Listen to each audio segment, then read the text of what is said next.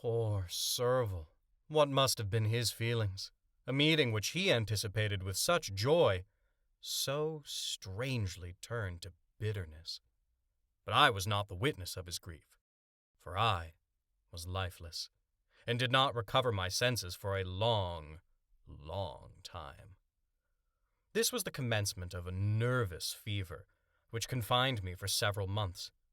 During all that time, Henry was my only nurse. I afterwards learned that, knowing my father's advanced age and unfitness for so long a journey, and how wretched my sickness would make Elizabeth, he spared them from this grief by concealing the extent of my disorder. He knew that I could not have a more kind and attentive nurse than himself, and, firm in the hope he felt of my recovery, he did not doubt that, instead of doing harm, he performed the kindest action that he could towards them. But I was in reality very ill, and surely nothing but the unbounded and unremitting attentions of my friend could have restored me to life.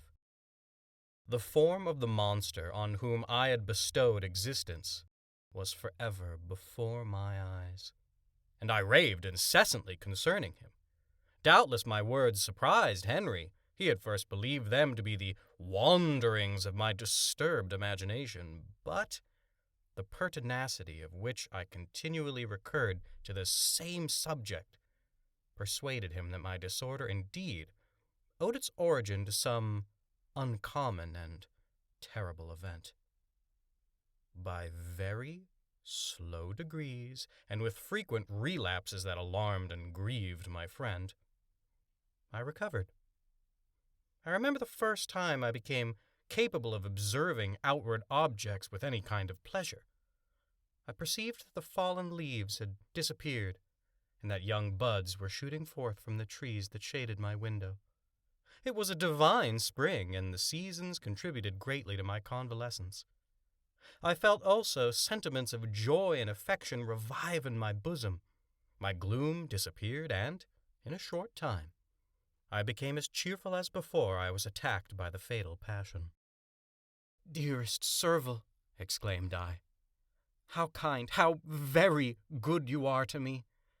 This whole winter, instead of being in study as you promised yourself, you have been consumed in my sick room. How shall I ever repay you? I feel the greatest remorse for the disappointment of which I have been in this occasion, but will you forgive me? You will not repay me entirely, if you do not discompose yourself. But you got well as fast as you can, and since you appear in such good spirits. May I speak to you on one subject? May I not?" I trembled. One subject. What could it be? Could he allude to an object on whom I dared not even think? "Compose yourself," said Serval, who observed my change of color. "I will not mention it, if it aggrieves you.